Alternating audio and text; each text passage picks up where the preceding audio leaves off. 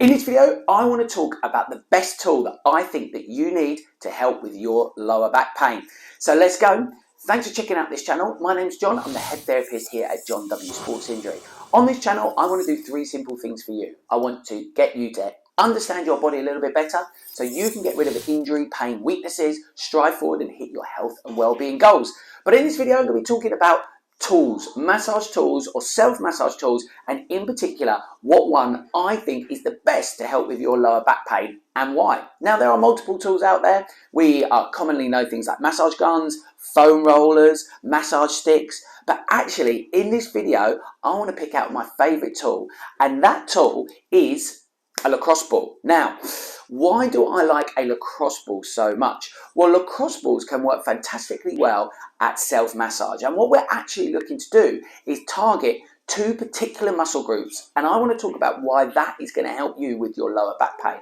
But the two muscle groups that we're looking to target are your glutes and your QL muscles, or quadratus lumborum, this stands for. So why firstly are they contributing to your back pain? Well, both of these muscles are having a huge impact on the lower back. The glutes wrap around our hips and attach into the base of our spine, and the QL muscles are a vital muscle in supporting the lower back, and they have an attachment point onto each of your lumbar spines.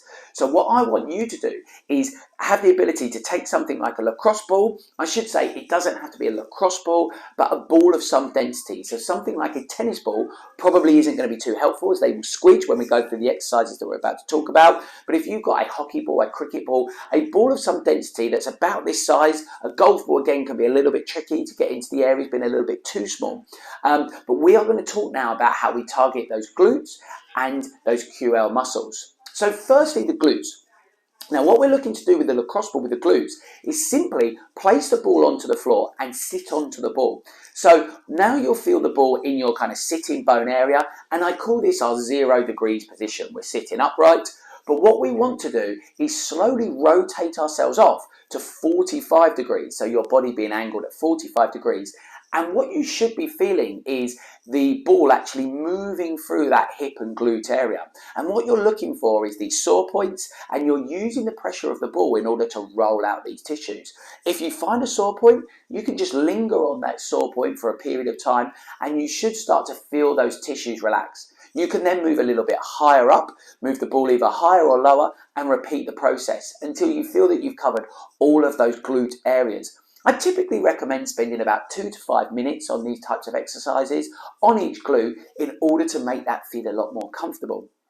The second muscle group that I mentioned that we want to target is our QL, quadratus lumborum. Now, this is a vital one in my opinion. As I mentioned earlier in the video, these muscles hang on to that lumbar spine. So very common area to develop trigger points or dysfunction. But if we get those trigger points of dysfunction, they are going to be directly pulling on that lumbar spine area. So how can we use this ball to get into that QL area? Well, again, if we place the ball onto the floor and we lie onto the ball so that our back goes onto the ball, what you want to find is that the ball is just to the side of your spine.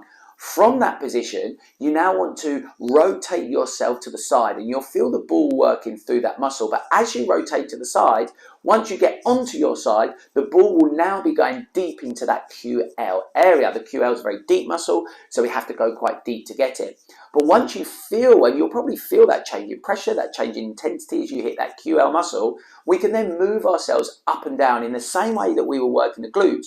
We're looking for those sore points, looking for those trigger points. If you find a trigger point, hold on that trigger point for a period of time, and you can just start to feel that tissue relax. And that's a great way at working through those two areas. Now, once we finish that, and as I mentioned, we're looking to do about 2 to 5 minutes on each muscle to get the desired effect. Once you finish that, I would always encourage stretching out of the muscles. So we finish by doing a program where we're looking to go for a glute stretch that you can see here, where we're laying on our back and bringing the leg across the body. And then also we can then finish up with a QL stretch where we go into this sort of hip flexor position. And what we're looking to do is just take our arms off to the side. So if our left knee is on the floor, we move our arms off to the right hand side in order to work that left QL, and then we would repeat on the other side. So all in all, that's a routine that's going to take you probably 10 to 15 minutes at most, but that will allow us to be working deeply into each of those muscles, being the glutes and the quadratus lumborum, stretching those muscles to then increase the flexibility of that area, overall helping you with your lower back pain. Has that been helpful? Is that something that you're going to try out? If it is, you could do me a favour and smash that like button down below, because that's going to help others to see why they should be getting a lacrosse ball to help with their lower back pain.